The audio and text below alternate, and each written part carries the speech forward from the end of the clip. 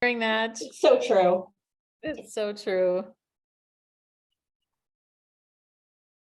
Okay, well, we still have some people coming in, but it's 4:01, so let's go ahead and get started. Hi, everybody. Welcome to our event this afternoon here with Thrive and Karen Laos. I'm Lynn Zweiback, and I'm happy to welcome you all here today. Before I turn it over to Karen for her great presentation, I would like to tell you a little bit about Thrive. We can go to the next slide.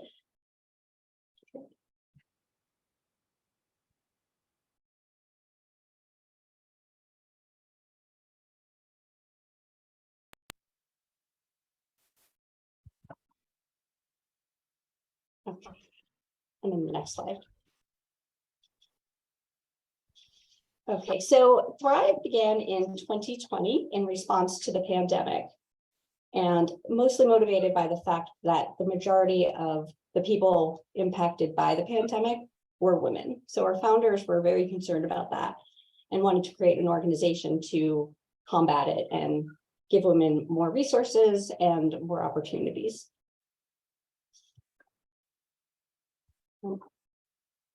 In just the last 3 years since founding, we have become an international community, active on LinkedIn, Facebook, and Instagram. And one of the best benefits of membership is actually access to our Slack channel, where all members are able to participate. It's completely free. And we share news, ideas, support for each other, and job postings. Another great benefit is our empowerment resources. So we are unique among organizations of our kind. Next slide, please. Thank you. Because we do offer these resources. And you can see on the right side, we have a list of resources that are available. And the purpose of these efforts is to provide women not just with support from other women and allies, but really tangible resources they can use to advance their career. We do award them through an application process, but we want to award many more than we've been able to do so far. So please apply. We are now accepting applications for Q1. The deadline is March 1st. You can find information on our website. The link is posted here. Oh, it looks like people aren't seeing slides. We'll be sure to share the link with you if you're not able to see the slides. The application process is pretty short, so please don't hesitate to apply. Okay. And now, without any further ado, I would like to introduce to you our great speaker today, who I'm so honored to know and work with and call a friend, Ms. Karen Laos.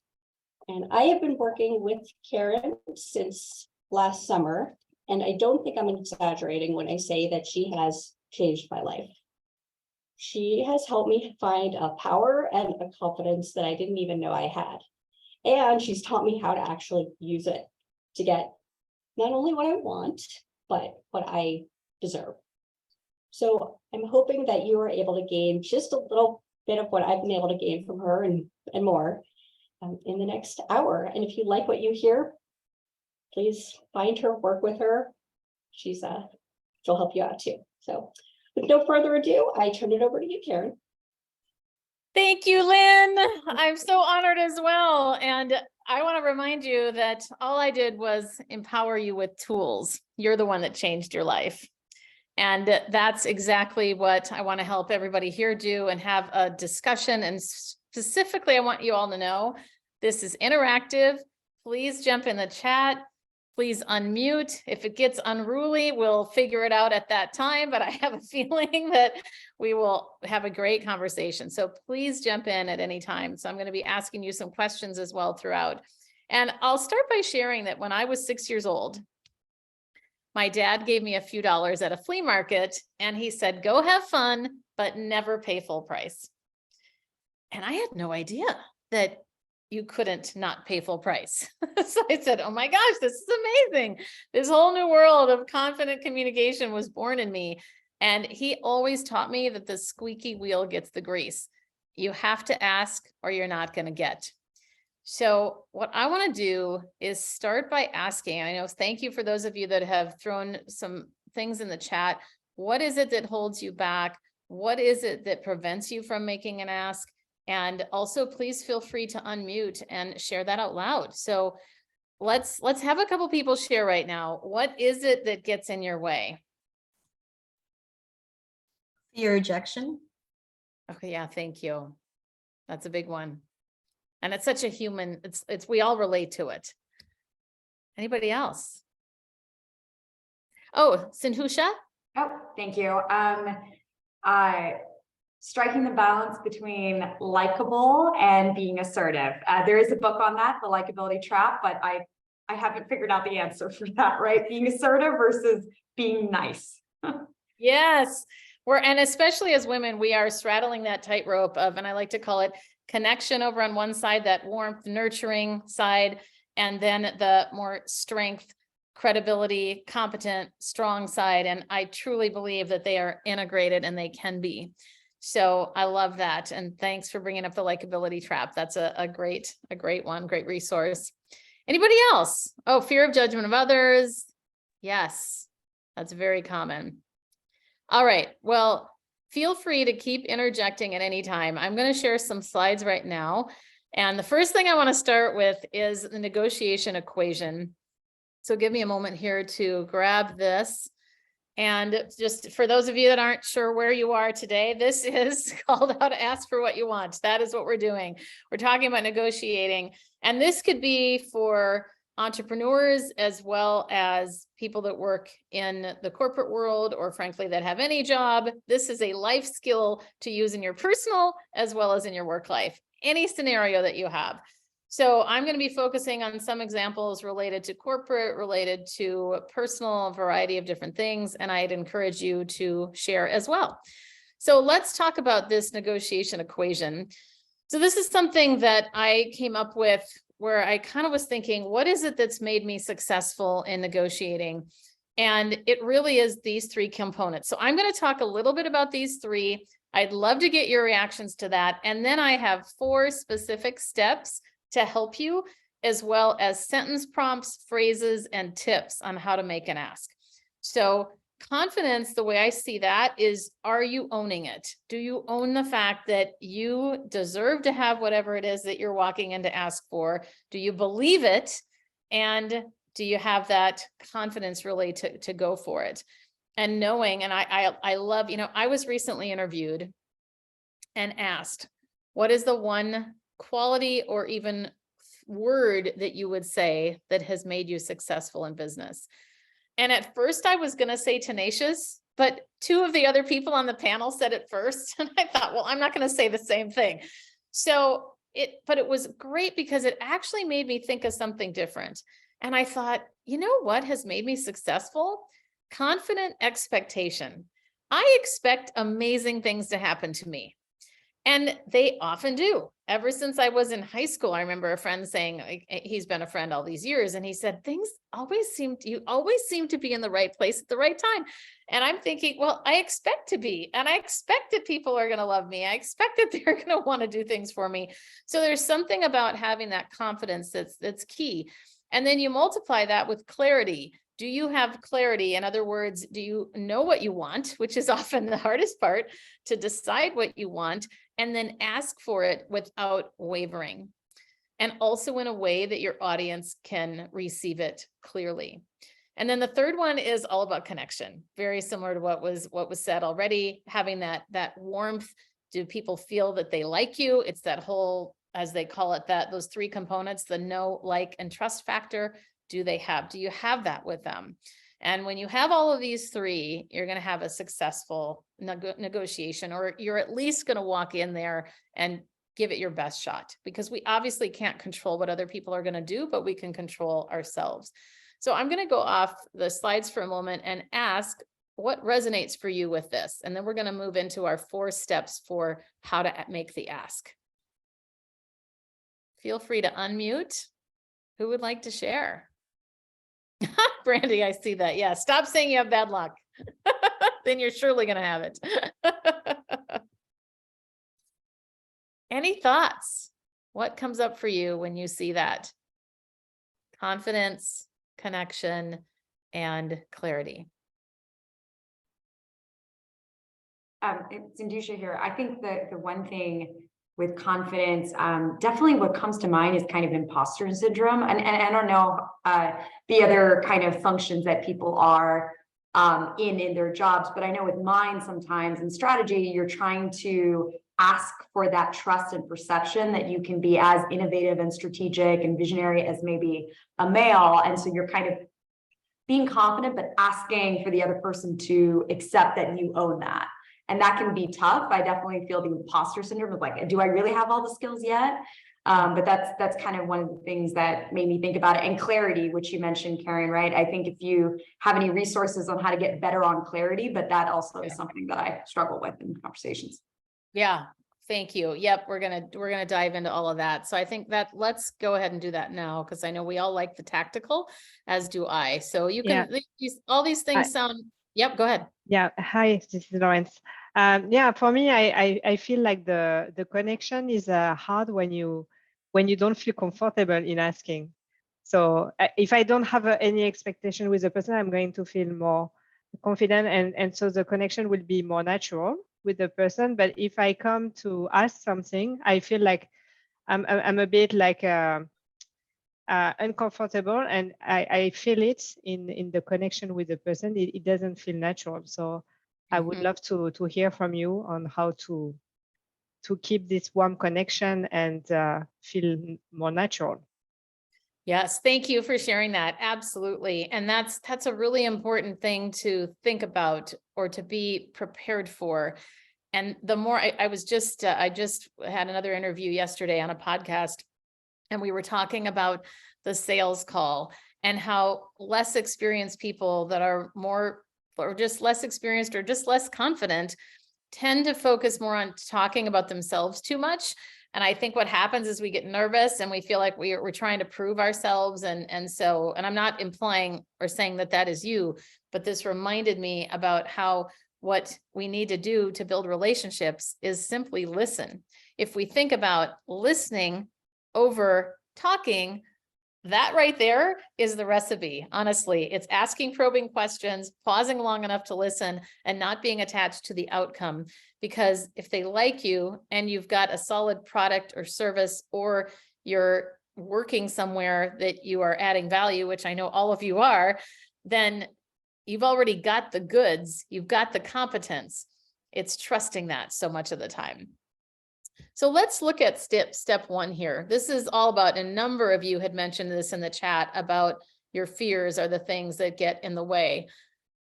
And I'm curious to know, I heard a couple of comments on this already, but why is asking so hard? And what are your biggest obstacles to making an ask? So I heard rejection. I heard, what was the other one? I actually had that one on here as well. But one I will add is that it's vulnerable to make an ask. It feels uncomfortable. It's that awkward moment where you make an ask and you don't know what they're going to say next. So that's a natural thing. But any other thoughts on why asking is so hard, or your biggest obstacles?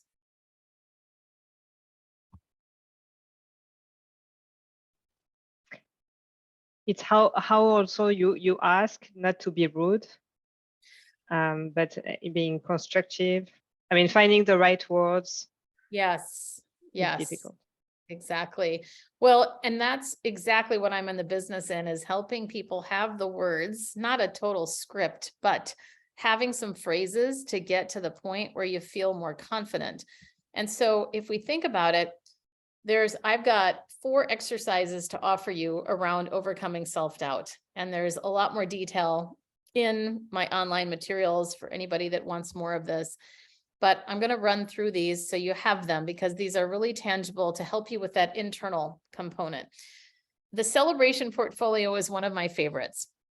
All this is simply, and I know probably some of you already do this, a collection of things that people have said about you, handwritten cards, or for some of us, it's electronic, or it could be both, where you have this portfolio of things that you're collecting about how great you are. It can help be a confidence booster to remind yourself of, oh yeah, I did that amazing thing, or I am amazing.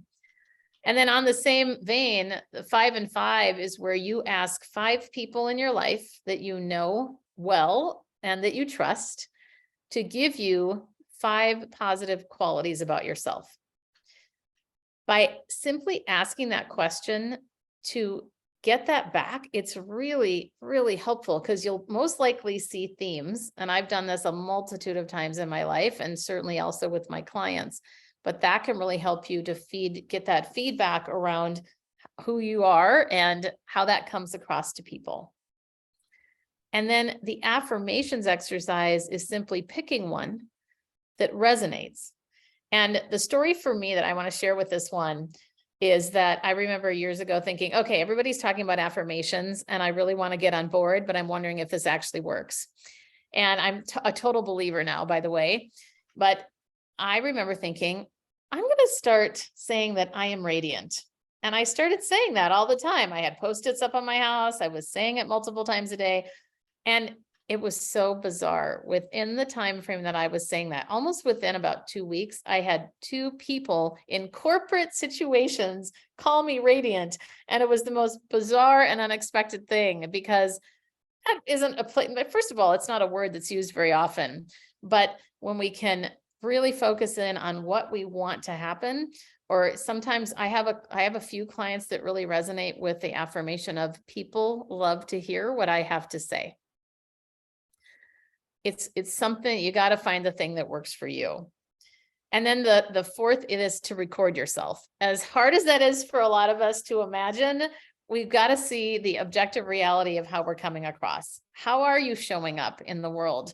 Are you coming across in a way that's drawing you toward people or drawing them toward you or away from you? Or is it just sort of a neutral experience? So I'm going to stop there. I know I said a lot around those exercises, but I'd love to hear. Go ahead. Hi, I really liked listening to yourself. I do, I'm a project manager and I record the meetings and it really shows you, or you hear what you could have said differently or your tone and things like that. So it's a good strategy. And that you made a really good point to record yourself in a real life environment as much as possible. Role plays are still helpful. I do this all the time with my clients where I have them talk for about a minute and then we watch it back on video and watch it together, look at their strengths as well as their opportunities to shift. But when we can see ourselves in that actual real environment and even hear ourselves, I love Jasmine. The recordings are so painful, but a great way to learn. Yes. They are painful, especially with my accent. I Oh, can't make people listen to me. you have a beautiful accent. So anybody here, Miriam and anybody else, remember that your accent is a gift to the world. So but it is very helpful to record yourself. Yeah, I love it. That's great. The other thing I was going to say about the 5 and 5 exercise that I find really useful, and just from my experience, I will share with you, having done this a few times in my life, I shouldn't say multitude, but I've done it a few times over the years. And what I found really interesting is that people tend to say they feel comfortable around me. And I always thought that was a nice thing. Like, oh, that's nice. I didn't think about it as a business strength until probably the last 10 years. And this idea of how people feel around us is so important. And I want to remind each of you that that character strength that you have is also an incredible gift, and it's something to leverage. So I started realizing, oh, well, if people feel comfortable around me, we actually get more done because they're not hiding anything. They're open to sharing. They don't feel like they're going to be rejected, or they don't feel like they're going to be judged. And so that environment creates natural productivity. So the way that if you think about getting some of these strengths back from people, really being aware of how these character strengths that are innate parts of you can actually be an incredible gift. and something to work on. Okay, so Brandy, I keep thinking I need to try the affirmation, but it's difficult. Okay. Yes, it's committing to it. It's kind of like working out or eating better, that we know the end game that we want, even though it's annoyingly painful sometimes to make a better choice related to eating or health. But when you commit to doing it, and I also want to acknowledge it will potentially feel strange at first, but start just saying it to yourself. The more you start saying it, eventually you're going to start believing it and walking in that. So I definitely think that's important. So I want to get back here and jump to the next step here. Thank you for sharing, everybody. Step 2 is very simple. It's simply deciding what you want and being clear about that. Do we have anybody here that has seen the movie The Notebook? Okay, so I see some head nods. So you may remember the scene. So in this movie, the woman cannot decide who she wants to be with, which guy, and they both want her, and she really likes them both.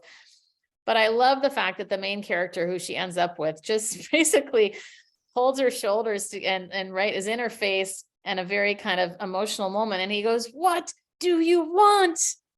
And she couldn't decide, like, I don't know. But sometimes we don't know what we want, and that's legitimate. But there are other times where we know what we want, but we're afraid to want it because we're afraid we're going to be disappointed, or we fear that we won't be able to actually get it. And that fear of itself can be debilitating. So my question to you to reflect on over the next week is, think about, what would you want if you weren't afraid to want it? And reflect on that. Talk to friends about it. You can email me about it. I want to be a vessel for anybody that needs it. But this is something to think about first. What do you actually want? Because if you're a little on the fence or unclear, like I'm originally from Minnesota, I live in San Francisco now, but being from Minnesota, I grew up where it was the land of passive aggressiveness, but mostly passive. So things like, you knew what you wanted, but you couldn't actually say it directly. So it became, and I remember this funny story where my mom and I were driving, and I was driving her to her doctor's appointment. And I had lived in San Francisco for a long time at that point, but I was back there driving her, and we were at a crossroads in the road. And I said to her, as we were driving toward this T in the road, I said, "Mom, is it right or left?" And this was before I really used GPSs, to be honest. And she said, "Well, you might want to turn right." I'm like, "Which is it? Right or left?" "Well, you might want to turn right." And I said, "Mom, just say it. Turn right. You can be direct." And the funny thing is, you actually could have turned left to get there. But the point is, if we are hiding or we are tiptoeing around what we want, it's going to be confusing to people. And for those of you that follow Brene Brown, she is one of my favorites. She says, clear is kind, unclear is unkind. And that includes with yourself. So make sure that you are clear, you know what you want. So now I want to get to the asking, unless, is there anything in the chat? I can't see the chat when I'm on this. So let me know if there's something that should be addressed, or if anybody has a comment, please feel free to interject on this one. But I'm going to move to the step 3, to the actual asking. Okay. Step 3, there's a few steps in this one, many steps within the step. First of all, the most prep I would recommend you do is to know your audience. Why would they care about what you're asking for? And what's in it for them? What are the benefits to them? What I want to do in this moment is walk through some subcomponents of this step, and then I'm going to give you some examples. Okay. So first of all, you got to figure out what it is that matters. So I'll tell you a story of when I was looking for a role. My background is in HR, but I was newer to HR. This was many years back. And I remember getting an opportunity to interview for a director of HR role. And that was a big step for me at the time. So I remember thinking, okay, so why would they care? What's in it for them? And what I wanted was to do more corporate training. When I got there, I talked a lot about corporate training and how passionate I was about it. And I talked about why it was relevant to them. This is something that they really didn't have that much corporate training. So I did my research to figure that out. So I sold myself in a way that made a difference to their company. And specifically, when you're pitching, it's not just the company. If you're pitching a company, you're also pitching the individual within that company. So remember that. Why would they personally care? And then why would the company care? So it's almost like it's two layers of benefits that you need to be prepared for. And then what ended up happening for me is that I got the job, and the next day the CFO said, "Oh, I've heard you've done a ton of training at the Gap," which was not true. I had only done a few hours, but it was my passion that sold me. And he said, "I've got all my finance folks flying in from all over the world. Can you do a training next week on leadership?" And I said, "Of course." And then I turned around and went, "Holy crap, I've never done this before. How am I going to do this?" But I did it and it worked out. So then you want to think about, what action do you want them to take? Because you want to be really clear, not just about what you want, but what do you want them to do about that? What is the next step? You don't want to leave it in their hands. And I used to work for a wonderful female boss years ago who was the president of a company. And she said, "Do you know the amount of people that come to me saying, I want to do more, I want to get promoted. What else, what could I do?" You can't leave it in the hands of someone else. You need to come with a solution, come with a proposal, come with a plan. And she always used to say this thing here, which I have as my last slide: make it impossible for them to say no. She always used to say that: make it impossible for me to say no. Your pitch should be so good. You've thought of me, you've thought of the company, and that can make all of the difference. And then one thing I want to go back to here is be ready for objections. So all of this should be in your prep. So we go back, know your audience. Why would they care? What's in it for them? What action do you want them to take? Be ready for those objections, and then make it impossible for them to say no. So I'm going to unshare here, and here's some thoughts related to this. Questions, comments, anything that you want to bring up. Oh, Andrea, also a Minnesotan. Oh, that was a private message. Somebody else. Hi there, my name is Elissa, and Alyssa. hi, so excited to be here. I guess one comment or question is, when you're going in and asking for a promotion, you feel like the work and everything that you're doing stands on its own. So I think that's probably the common trap as to why we go in there with like, what else do I need to do to get this? So I guess coming with a plan helps and it resonates, but I wasn't sure if you can expand on that a little bit, right? If you feel like you're doing everything, but you're just not being heard.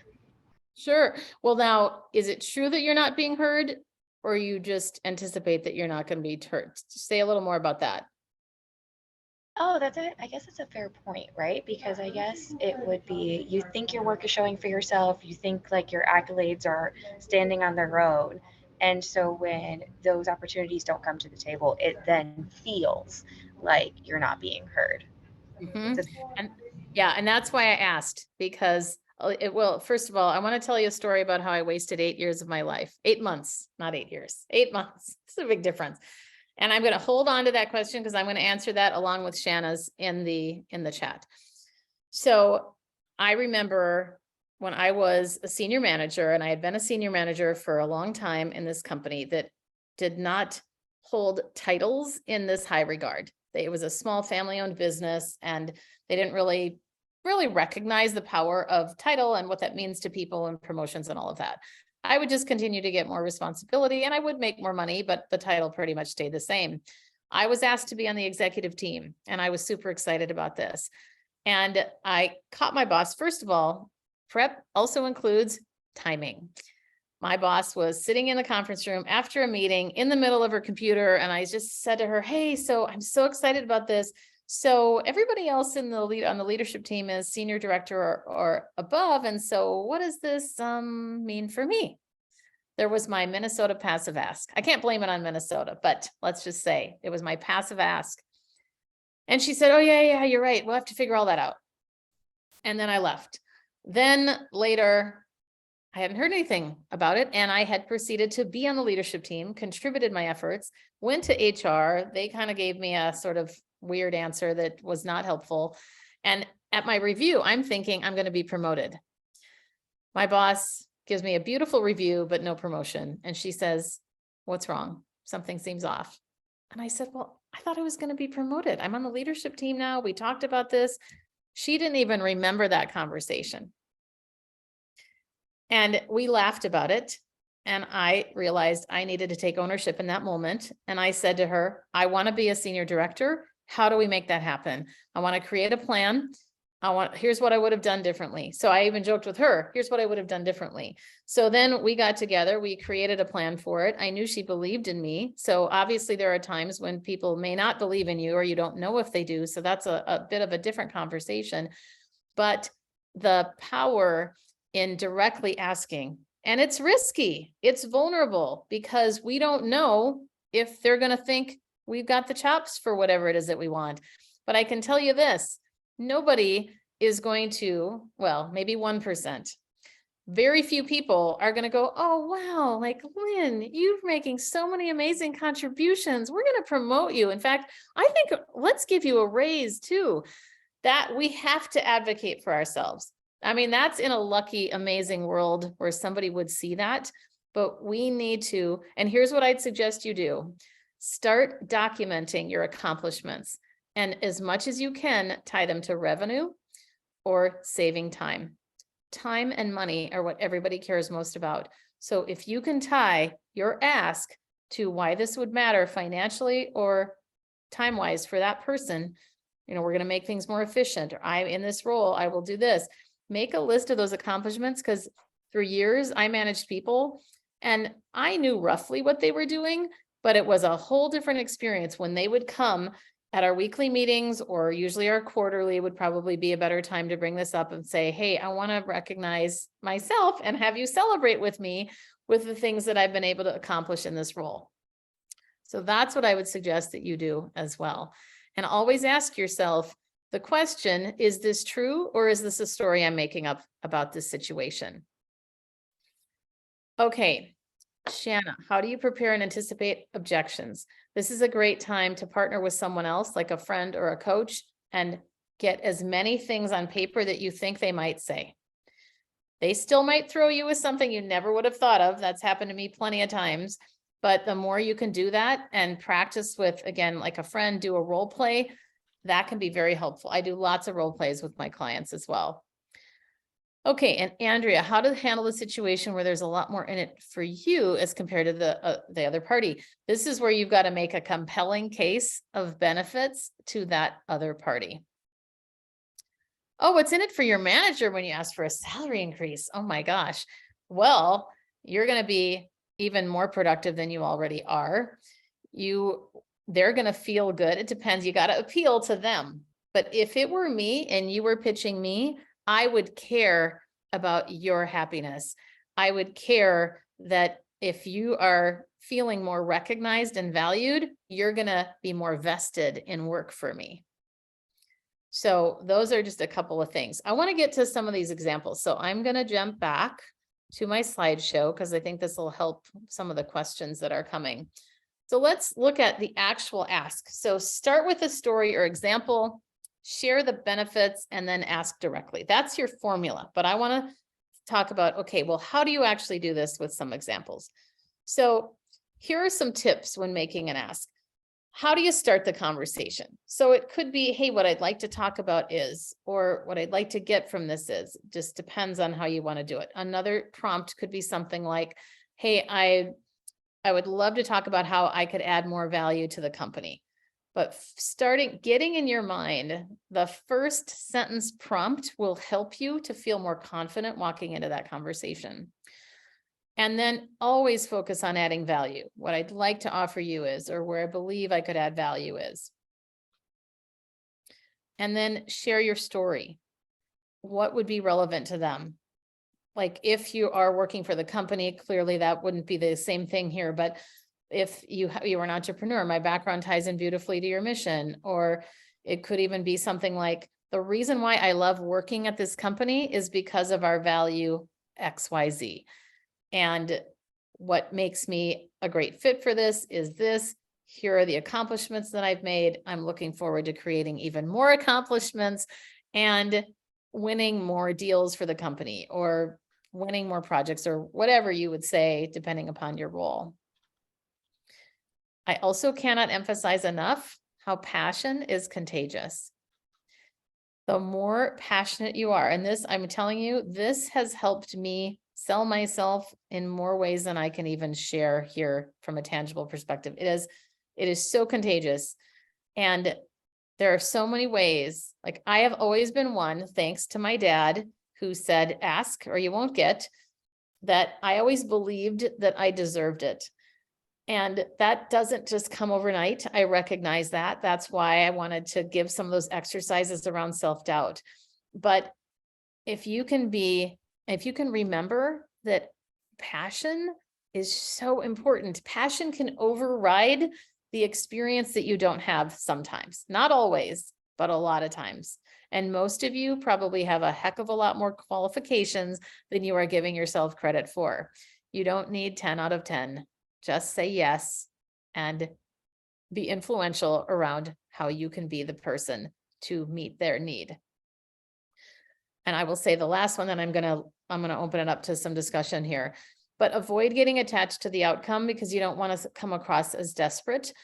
And this can go in any situation. This example here is more for you pitching yourself in your business, but it could also be, hey, in the past year, I'm really proud of all these accomplishments that I've made.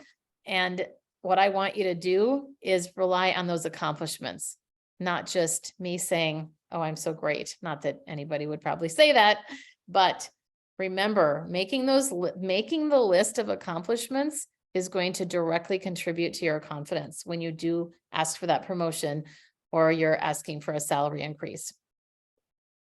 So I know I said I'm going to leave room for discussion. I want to give one more series of examples and then open it up to the conversation. So another thing that's really important in making an ask is bring them into a bigger purpose or a movement. What would they, again, going back to what do they care about? And I'll give you, here's one example. This was one of my clients, and she said, I'm always trying to get people to donate blood, but it's really challenging. And I asked her, well, what do you typically say? And she said, well, I say, can you donate blood? Well, that's a logical question and it's a direct ask, but it's not very appealing for most of us. And by the way, if you know that a person is in charge of a blood drive, you already know they're going to ask you that. It's not a secret. But if you position it, this is all about positioning. If you position it in this, you have the opportunity to be a hero. Do you want to hear more about how you can do that? Now, that might not be the appeal for everybody, but maybe there's something else. What would they care about that then you would come with the ask next? Hey, well, here's how you could do it. You can donate blood. Can I sign you up for the blood drive next week? Or here's another one. I'd like a promotion. You don't want to just walk in and say that, but think about what matters. So let's say your company is trying to expand their marketing department. You could say, I'd like to expand the reach of our marketing department, or I'd like to help expand that. And by the way, here's an idea. I have a plan for how I could do that. And I'm asking to be promoted. And here's why. Here's how the company and you will benefit from that. So it's a totally different, it's just repositioning the content. And then the last one here is an example that was part of my life where I did a big summit a few years back, and I was asking these influential women to speak at my event. And I started by saying that, can you speak at my event? Well, nobody cares about my event, but what they care about is being part of a movement of empowering women. So when I started saying that as the lead of my ask, that's when people said, yes, tell me more. How can I help? You almost want to get them salivating to be ready for how to actually do that. So now I'm going to stop, take questions, feel free to offer your ideas as well for those of you that have been successful at this and you want to share. I'll leave this up though, so we have the examples. I do have a question, Karen, on the last slide, on the last point, which is don't This look one? desperate. Yeah. Yeah. If you're really in it, you really believe it, you did your prep work, like you can taste success. How do you detach yourself from the outcome? Like when it's at that point? Yeah. This is the harder one. This is something where I believe it takes practice. It takes those role plays, and it takes talking about it with someone else, because the way that we're going to get support is in connection. So for example, I remember years ago, every once in a while, my husband would overhear my conversation. So I'll tell you my thing where I could come across as desperate. When I first started my business way back in 2003, I remember at that time, I would take anybody. So it was like, oh, you want to be my client? Great. Oh, I really like this feeling of almost like, I really need this business. I really need this business, versus getting to where I started saying to myself, I have a lot of value for people. I deserve to be paid. So part of it is affirmations.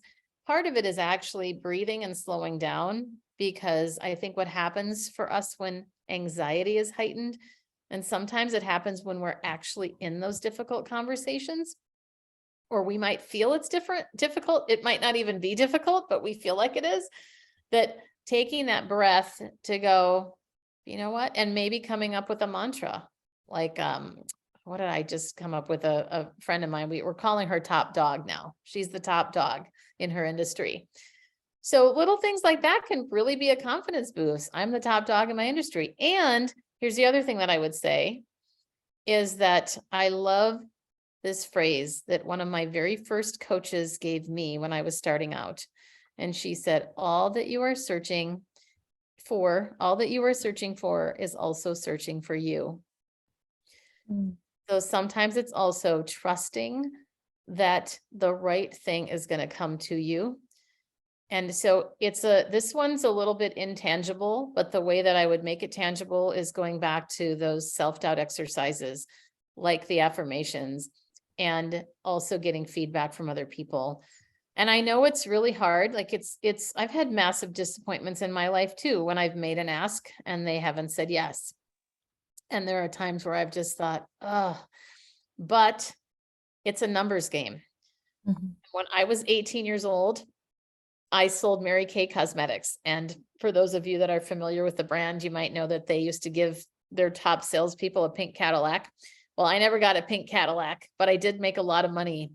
And the reason I bring this up is because I would go to their sales and marketing meetings religiously every Monday night.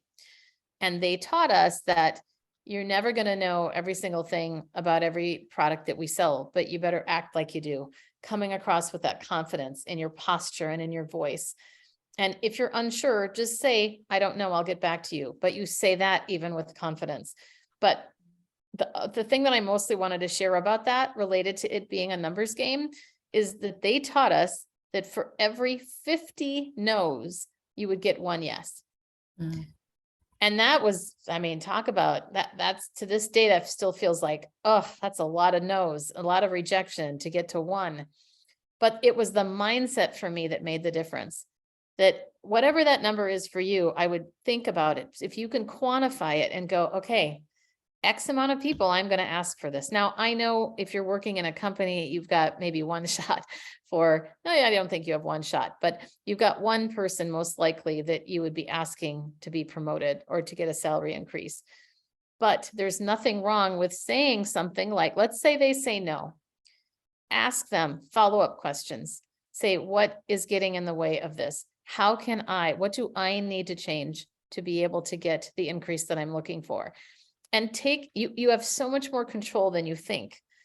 But we also have to at some point drop the mic and say, okay, I've made my ask, and now it's in the hands of fate or God or, whatever you believe. But really being able to go, I trust that I'm creating value, whether I'm working in a company or I'm an entrepreneur. And it takes time to get there, but that's where those exercises around self-doubt will be helpful. Thank you. Yeah. other questions or comments? We do have another question in the chat Okay. from Sindusha. How do you ask for more responsibility without stepping on toes? Oh, sure. Well, this might be a good time to do a role play. Do we want to do a role play? Excuse me, Sindusha, are you up for it? Sure. I love it. So, and keep me honest with time, folks. I think we need to wrap up here pretty soon. But how I want to do this is I will be you and what you want and ask for, and then you'll be the person that I'm asking. So then the pressure's off a little bit, and you'll know that person a lot better than I do. So do you have someone in mind, by the way? No, I don't have someone in mind, but just as I'm navigating like a corporate structure, right? I'm thinking the more and more you take on, right? Especially when there's a senior director and a director, how do you not identify these new areas, but then not step on their job scope?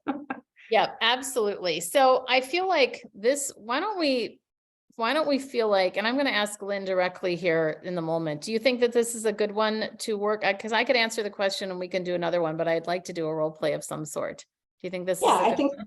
I think so, because it'll cover a lot of areas. Okay. All right. That sounds good. So why don't we pretend that you are, hold on, I'm going to pin you so I can see you better. Okay. So why don't you want to come up with a scenario? I'm trying to think. Maybe if you're asking to maybe take on a project or work with a project for another team, maybe that's something. Okay. Take on more responsibility, but not within scope, could step on shoes, but maybe that's an Perfect. example. Yeah. Okay. So let's pretend it's that the extra responsibility is in, can we say the HR area? And I have nothing to do with HR. Okay. Okay. And you're going to be my boss. Is that Okay. right?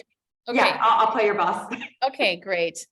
And let's assume that, what do you think? I've been there a year, 6 months. What do you think? Yes, Somewhere yours. there? Okay. Yeah. All right.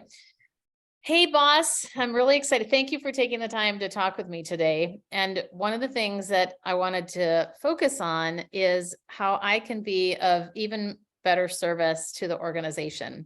Are you good with that? Yeah, I'm good. I'm interested in hearing more. Good. Well, I have to say, I love celebrating, and I came with a list of the accomplishments that I've already made here in the department.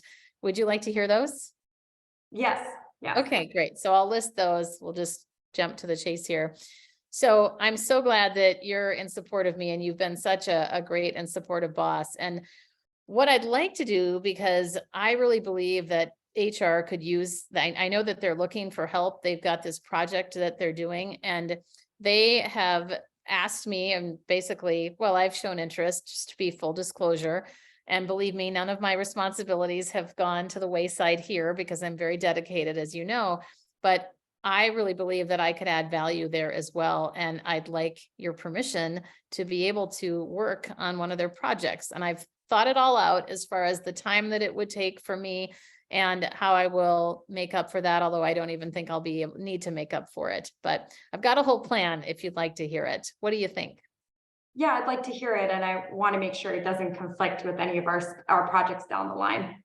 Yes, absolutely. I totally understand that. And I have thought of that as well, but of course I want to make sure that I'm also respectful, and I want to get your support and your buy-in on it. But I will tell you, as a punchline to this conversation, that I really believe that HR will gain a lot of value. And the other thing I've thought of is that my hope is that, not that you need more accolades, because you're already amazing, but I hope that you're going to look even better. I don't know that I would say even better, but something like that of, you're going to get even more recognition too, I hope, because HR will show that tech has given support to them as well. And most people don't want to help HR. Let's be honest. That's true. Anyway, okay, I'm going to stop the role play because I know we've got to move on with time. But how was that? What did you think of that? I thought actually it was well done, because you're mainly starting off from like, hey, the team is doing great, you're doing great. can I take on this work with another team? This is the time commitment, and it's only going to make you look better, which I think definitely helps, especially if it's areas that are really different in the business. And I like that you started with the accomplishments first. That is something, like, if I was in this situation, I would say, hey, look what I've achieved so far. I've taken all your feedback. I've implemented it. Can I start this side thing? It shouldn't interfere with this, and, you know, build that case from there. But I liked the way that you said that. I think if I was in a situation, I can't even think of how I would approach that. But using your template, it makes a lot of sense. So Good. Well, thank you for being willing to do that on the spot. I also hope that helped other people. And the logic is really of always thinking about the audience, always tying your experience, your interests with why they would care. The more we can do that, the more we're gonna, if we can make them look good, and even, I was even thinking in hindsight, maybe another idea would be to say it's gonna make our department look great, as opposed to making you look even better. I mean, even better sounds, I don't know. I didn't love my word choice there, but the idea is really about elevating them as well. yeah, and I think the one piece you said about, like, you know, of 50 shots that you don't get a yes from, the one that you get matters. So here, if we're anticipating like outcomes, right? Your manager may say, I only want you to do something really small with HR. I'm not ready for you to like go into a big project. That's still kind of a small yes shot in that sense. So I think anticipating how it can change, because they may say yes, but they may say, I don't want you to fully, you know, go and commit yourself to another team. Right, exactly. Well, and if they say no, this is also a reminder for everybody that if you get a no about anything, you can ask, when could we revisit this? I would like to revisit this with your permission. Again, it just depends on the relationship, but hey, can we revisit this in 3 months or 6 months or something, so that they also know that you're serious about it. All right, I've got a couple more things here, but I'd love to, of course, take any more questions. This Oh, is Miriam. I just wanted to add something about that scenario, that role play that you just did. yes. There's another topic, and I don't know if this is true for the situation that I can't say, Sindusha? Yeah. Yeah, Sindusha, you got it right. Yeah, that's good. Is involved, but my manager would be, it's outside of our department. Hmm. He's got to get it on his agenda, so he gets credit for it. So there's a process. So sometimes you may need to know what the process is and how you could be part of that, or invent, you know, come up, learn, figure out another benefit to him. That, and also the fact that if it's not part of his portfolio, how are you going to perform? How do you reassure him that your projects are not going to be impacted, that he is getting credit for? You know, Are you asking me that, Miriam, or you're? no, I'm just saying You're just saying that, that yeah. these are considerations. I don't know what the process is, or how that management, or how the projects come into that department. But And that's a really good reminder of knowing. right, you need to your know audience. that, because that conversation would not go the same way with my manager, because he can't get credit for it. And then Okay. he's going to be like, wait, and what about the projects you are on, and what's going on? Mhm. You know, and then he'll, you know, get nervous about that, I think. So it's just a matter of you understanding how projects are handed out, Mhm. and how, you know, everybody wins. Yeah. And or if they can't win, what is the other win? You know, I don't, you know, Yes. knowing the Yep. person, Yeah, that's a. you know, that's- that knowing the person's personal, you know, Yeah, exactly. sentiments. Miriam, I'm Might be sorry able to to use that. interject. I'm going to have to move us along Okay, here. thank you. One more minute. Yeah, thank you. But I wanted to mention this, that to be direct in your asks, you don't want to say, if you'd like to learn more, or if you're interested, let me know. That's pretty passive, but instead ask directly, would you like to learn more? Are you interested? Those are much more direct asks that force a yes or a no. And then I've got a number of tips and phrases, and what I'll do is actually, I'm going to share these in the chat as we close up here, because I know I've got to wrap us up. But my favorite is the first one. How does that land for you? State your request. What is your ask? And then how that lands for them. So I'll send this as a follow-up in a moment here. Again, like I said, I'll drop it in the chat. And I would welcome you to connect with me. And I'm going to jump ahead here that if you want more, you can go to my website. I've got a book, a podcast, a live show on Instagram, and a 10 and 10 mission, which is my mission to eradicate self-doubt in 10 million women in the next 10 years. And I have one special offer for 5 women. I have a limited group, but I have a group coaching program that starts March 10th. And if you're interested in that, I will drop that in the chat. But it is 90 minutes with a group of 5 people. So it's very personal, and it's March 10th and ends on April 21st. And I will turn it over to the Women in Thrive team now and say, thank you so much. There's always such great discussion. I want to keep talking with everybody. But if we have time for more discussion, I'm happy to stay later, but I also want to respect the time of the Women in Thrive team. So thank you for having me. Thank you so much. So much good stuff. Now I want to just go out and ask for stuff. I have to figure out what I want to ask for. Okay, so before we close with our drawing for the free coaching session with Karen. That's right. Yes, very exciting. Happy Valentine's Day to somebody. If you liked this and you want more of these opportunities, or you want to help plan them, please donate to us or volunteer. We can use time and effort just as much as we can use money. So we'd love to have you. And you can connect with us here through all of our socials. You found us, so you have access to at least one of these. So please come back and learn more. And if you are attending High Tech or HSMAI's Commercial Strategy Week in June in Toronto, please join Thrive for our first in-person National Day of Impact on the Monday of the convention week. More information to follow. And with that, I will turn it over to Andrea, who's going to spin the wheel of names for our winner. Hello. Okay. What a cool thing. Oh my gosh.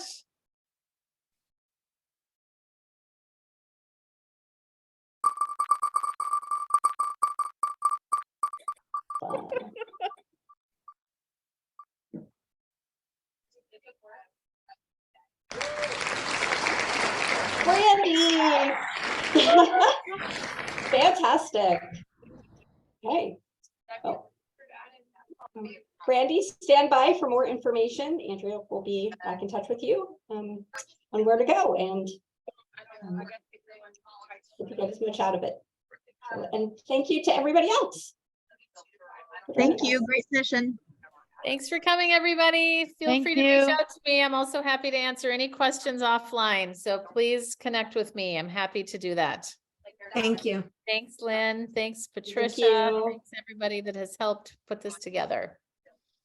Thank you all. Thank you, Karen. Bye.